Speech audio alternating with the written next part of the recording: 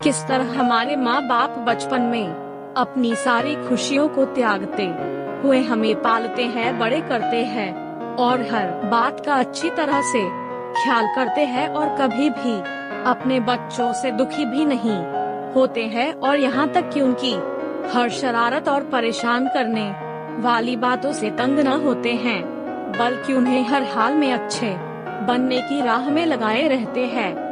लेकिन जैसे वक्त के करवट के साथ समय बीतता जाता है और यही बच्चे बड़े बन जाते हैं, पैसा कमाने लगते हैं और खुद को इतना बड़ा समझने लगते हैं कि उन्हें अपने स्वार्थ के आगे कोई नहीं दिखता है, ऐसे में उनके वही माँ बाप बोझ भी लगने लगते हैं और बुढ़ापे में माँ बाप की सेवा करने और उन्हें खुश करने के बजाय उनमें ही दोष निकालने लगते हैं। ऐसे संतान होने ना होने के बराबर ही होते हैं, जो बुढ़ापे में अपने माँ बाप की सेवा नहीं कर सकते हैं, दो वक्त समय निकाल कर उन्हें साथ कुछ पल नहीं बिता सकते हैं। ऐसे बच्चे माँ बाप के बुढ़ापे की लाठी बनने के बजाय उल्टा माँ बाप को बोझ समझने लगते हैं। तो चलिए, जिस प्रकार हमारे माँ बाप हमारे वजूद के कारण खुद एक ही मात्रा है, फिर वही माँ बाप इन बच्चों के लिए बोझ लगने लगते हैं। इसी सोच पर यह दिल को छू लेने वाली कहानी माँ बाप का सम्मान को पढ़ते हैं, जिन्हें हम सभी बहुत बड़ी सीख ले सकते हैं। एक 80 वर्षीय व्यक्ति अपने 45 वर्षीय उच्च शिक्षित बेटे के साथ अपने घर में सोफे पर बैठा था। अचानक उनकी खिड़की पर एक कौवा बैठ गया। पिता ने अपने बेटे से पूछा, यह क्या है? बेटे ने जवाब दिया, यह एक कौवा है। कुछ मिनटों के बाद पिता ने अपने बेटे से दूसरी बार पूछा, यह क्या है? बेटे ने कहा, पिता, मैंने अभी आपको यह एक कौवा है कहा है। थोड़ी देर बाद बूढ़े पिता ने फिर से अपने बेटे से तीसरी बार पूछा, यह क्या है?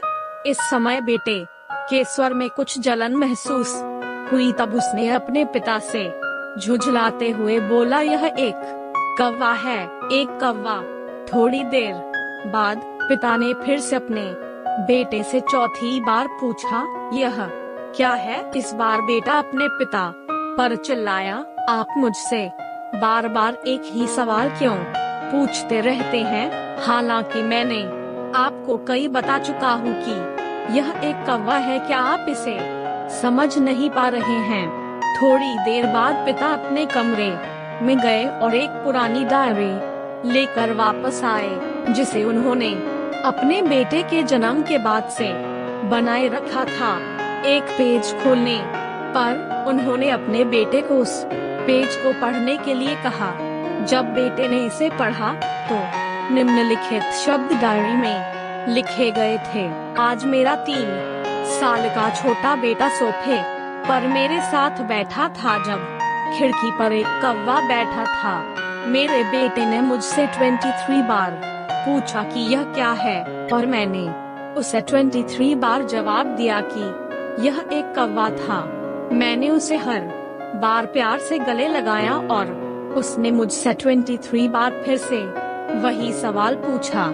मुझे इस बात से बिल्कुल भी चिढ़ नहीं हुई कि मैंने अपने मासूम बच्चे के लिए प्यार महसूस किया है, जबकि छोटे बच्चे ने उससे 23 बार पूछा, यह क्या है?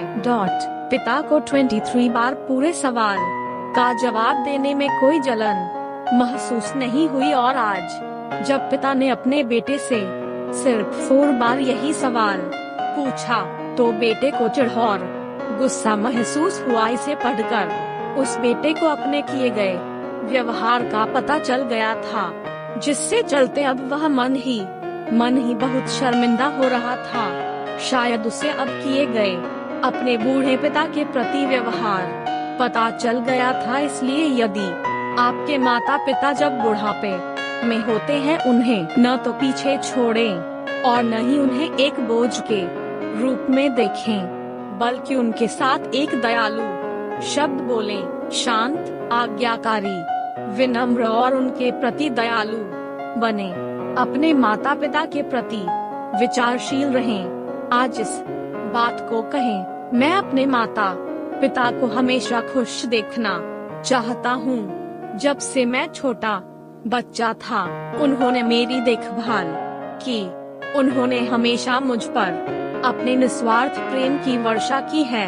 उन्होंने आज समाज में मुझे एक व्यक्ति के रूप में प्रस्तुत करने के लिए तूफान और गर्मी को देखे बिना सभी पहाड़ों और घाटियों को पार किया। डंडा भगवान से प्रार्थना करें, मैं अपने बूढ़े माता पिता की सर्वोत्तम तरीके से सेवा करूंगा। मैं अपने प्यारे माता पिता को सभी अच्छे और दयालु शब्द कहूंगा, चाहे वे कैसे भी व्यवहार करें।